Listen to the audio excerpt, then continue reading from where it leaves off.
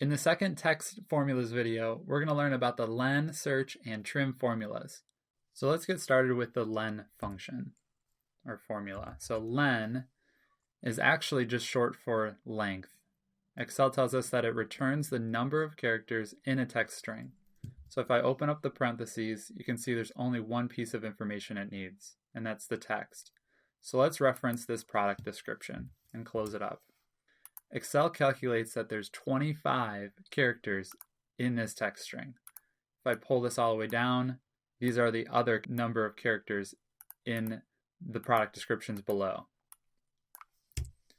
I use this typically most often in combination with the search function. So let's go ahead and let's open up and check out this search formula. So let's go ahead and learn what the search function does. So it says that it returns the number of the character at which a specific character or text string is first found, reading left to right, and it's not case sensitive. Okay, so meaning I'm going to search for something. Let's say I want to search for a dash, and I'm going to search for the dash within this inventory item number. And notice that I put it into double quotes. Excel needs to understand that I'm talking about text.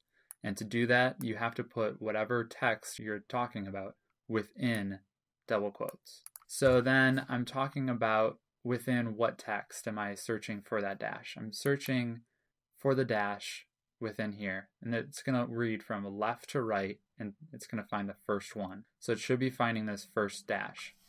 And the starting number, you can see that it's in brackets, meaning that it's optional, and it should start at the first or at the very leftmost character without it. So actually I'm going to backspace that out and just end the search function right here.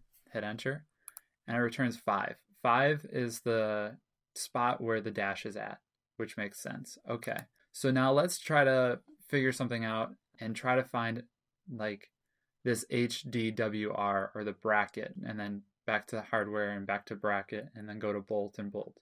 So I'm looking for the second piece of information in the inventory item number between the two dashes. Okay, so how do we do that? Well, we know where it starts, and let's go ahead and say, all right, so what's the remaining item number if I start at the hardware kit? So I can say text is this, starting at number 5. And if I start at number 5, that's actually starting at the dash. So I have to add +1 and then the remaining number of characters.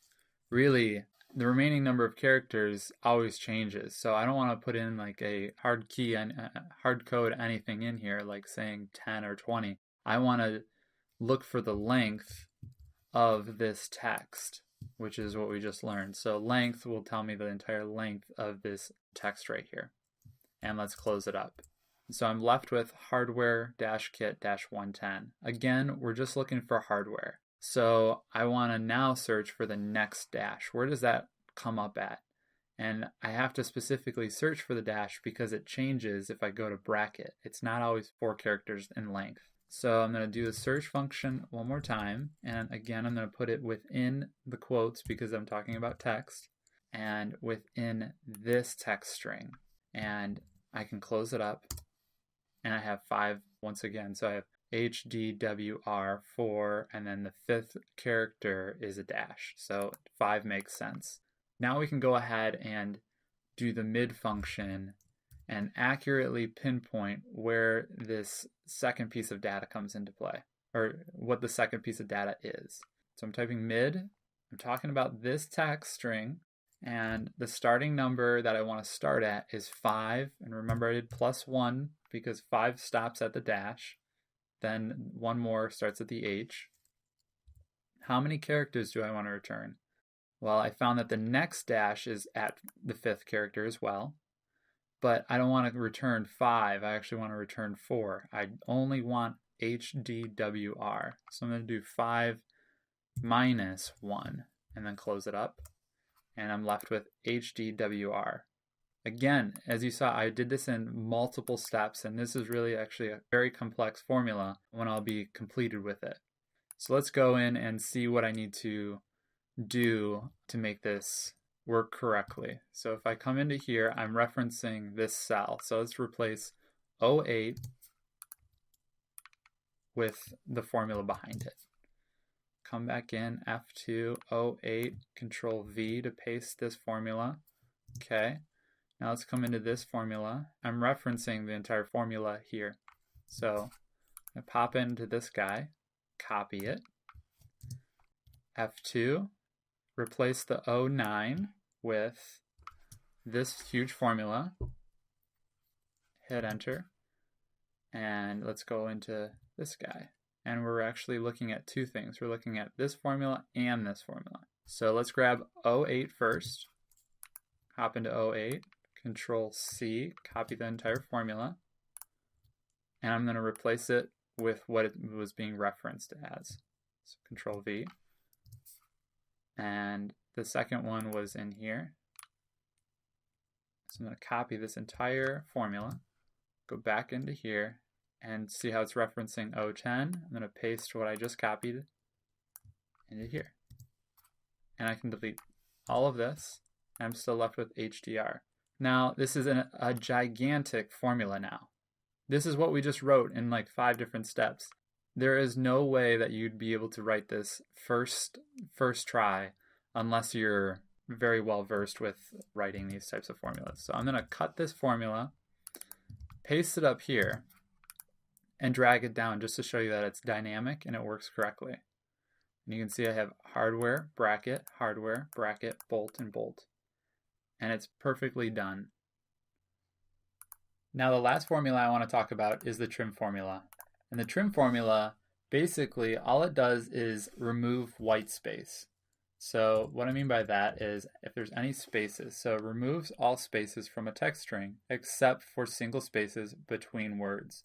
So even if you have double spaces between words, it's going to remove that. Let's go ahead and try it out on the category codes here. As you can see that these categories kind of like stagger in and out, and that's because I've purposely put spaces at the beginning and spaces at the end. We'll do it right here on the interior, and it should just return interior. Let me drag it down, and everything lines up perfectly now because there's no more spaces at the beginning or at the end. One thing just to note with this is I typically use this when I'm using the left or mid or right type of formulas with it. So let's say I wanted to first get like the left, 4 characters of this cell. It's going to be blank. And the reason why it's blank is because the first 4 characters are truly blank. So what I would first do is I would trim it. Let's do it above. So equals trim. I would trim this cell up so that it removes all those blank spaces. Instead of E9, let's reference this formula that's behind here, which is the trim formula. Then I get my first 4. Okay, so I did this in 2 steps again. If you come in here, I'm referencing Q8. Let's go and see what's in Q8 again. And that's my trim formula. So I'm going to copy it, get out of here, come into the left formula, replace the Q8 reference with the formula that was behind it, which was the trim function. They hit enter, then it is correctly pulling the first 4 characters. That's a great use of the trim function.